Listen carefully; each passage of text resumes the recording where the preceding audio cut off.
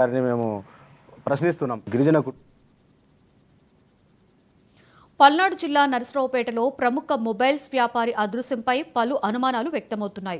3 రోజులుగా షాప్కి తాళాలు వేసి ఫోన్ను స్విచ్ ఆఫ్ చేసి అజ్ఞాతంలోకి వెళ్లిపోయాడు ఓ వ్యాపారి.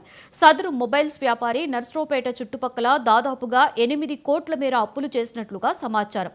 2 రోజుల ముందే షాపులో ఉన్నటువంటి మొబైల్స్ ని వస్తువులను తీసుకువెళ్లాడు.